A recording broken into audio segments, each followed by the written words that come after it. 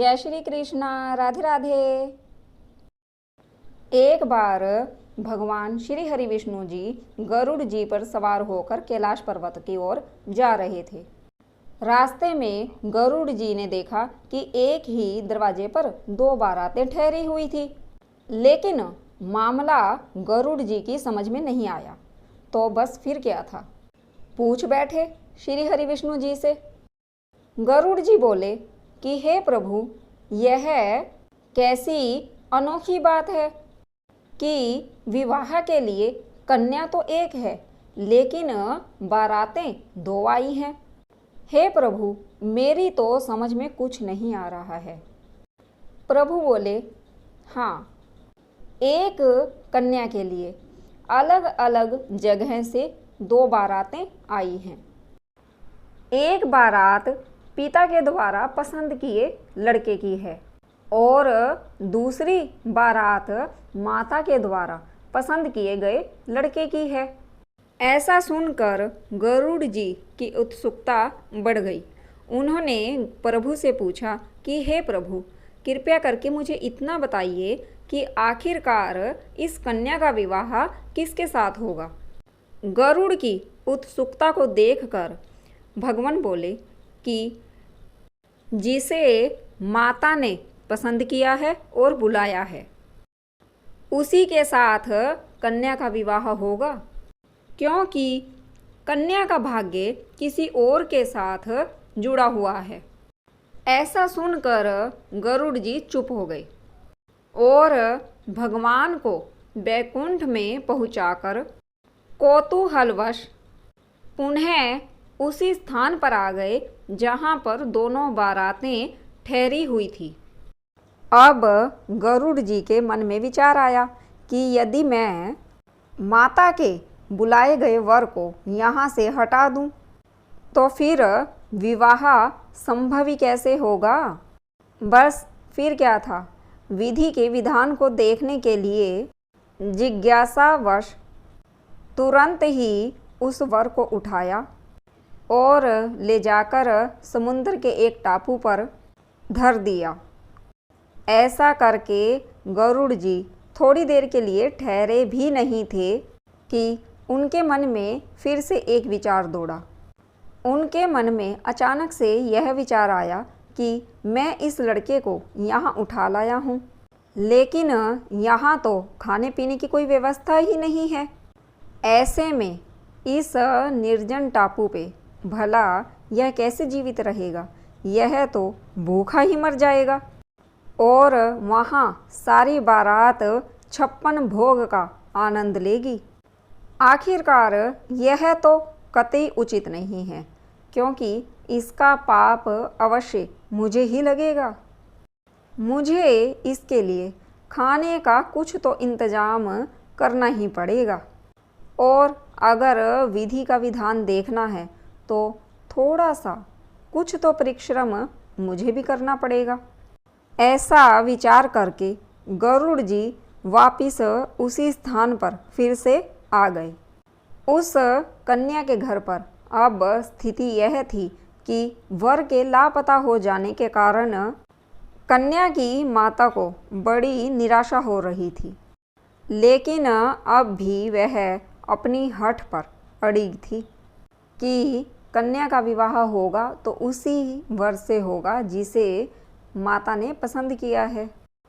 इसीलिए कन्या को एक भारी सी बड़ी सी टोकरी में बिठाकर ऊपर से फल फूल मेवा मिष्ठान आदि सब सजाकर रख दिया, ताकि जिसमें भोजन सामग्री ले जाने के लिए निमित्त वर पक्ष के लोग आए थे।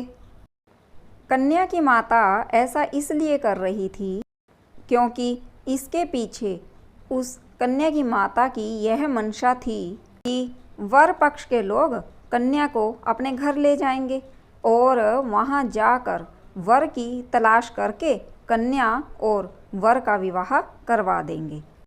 कन्या की माता ने अपने होने वाले समधी को इस विषय में सूचित कर दिया, लेकिन अब संयोग की बात देखिए, आंगन में रखी उसी टोकरी को जिसमें कन्या की माता ने विविध फल, मेवा, मिष्ठान आदि से भरकर जिसमें कन्या को छिपाया था, गरुड़ जी ने उसे भरा हुआ देखकर उठाया और उस टोकरी को ले उड़े।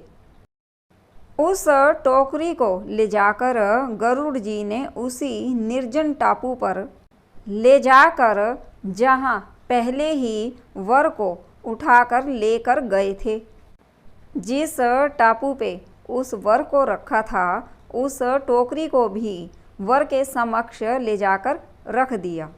उधर भूख के मारे व्याकुल हुए वर ने जैसे ही अपने सामने भोजन आदि से भरी हुई टोकरी को देखा, तो उसने टोकरी में से फल, मिष्ठान आदि निकाल कर खाने के लिए जैसे ही हाथ बढ़ाकर टोकरी में से फल निकालने चाहे, तो वर ने देखा कि टोकरी में 16 श्रृंगार किए हुए एक युवती बैठी है और यह वही युवती है जिसके साथ मेरा विवाह होना था।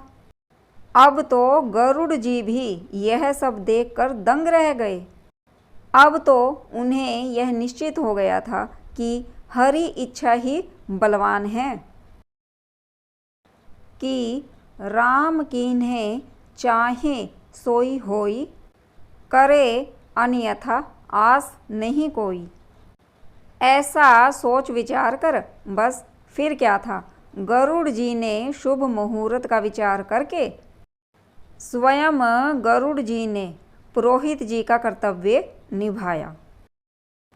वेद मंत्रों से विधि पूर्वक विवाह कार्य संपन्न करके वर वधू को आशीर्वाद दिया और उन्हें पुनः उनके घर तक पहुंचाया। और उसके बाद गरुड़ जी प्रभु श्री हरि विष्णु जी के समक्ष उपस्थित होकर उन्हें सारा वृत्तांत सुनाया। हरि इच्छा बलवान है, यह सब निवेदन किया और प्रभु श्री हरि विष्णु जी पर अपना अधिकार समझकर झुंझलाकर बोले, हे प्रभु, आपने यह अच्छी लीला रची। विवाह कार्य के सभी कार्य हमसे ही करवा दिए। ऐसा सुनकर श्री हरि विष्णु जी मंद मंद मुस्कुराने लगे। जय श्री कृष्णा, राधे राधे। जी हाँ, यही सत्य है। हरि इच्छा बलवान है। हरि इच्छा के बिना कभी कुछ नहीं होता। इसीलिए किसी भी इंसान को कभी यह नहीं सोचना चाहिए कि यह अच्छा नहीं हुआ, क्योंकि जो भी कुछ होता है वह सब हरि की इच्छा से ही होता है और भगवान कभी कुछ भी गलत नहीं करते हैं। हाँ, हमें अवश्य थोड़ा बुरा लगता है कि यह गलत हो गया, लेकिन हमेशा उसमें भला ही होता है। इसीलिए ज़िंदगी में कभी कुछ भी हो, उसे हरि इच्छा ही बलवान है, ऐसा सोचकर अपने मन को भगवान श्री हरि विष्णु के चरणों में लगाना चाहिए। जय श्री कृष्णा, राधे राधे। आपको मेरी वीडियो कैसी लगी तो प्लीज़ ज़रूर बताइए। अगर आपको वीडियो अच्छी लगी है तो please like, share, subscribe and comments ज़रूर कर दीजिए।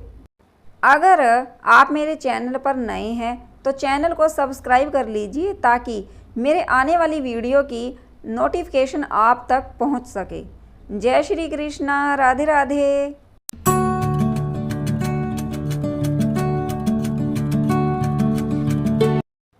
जय श्री कृष्णा, राधे राधे।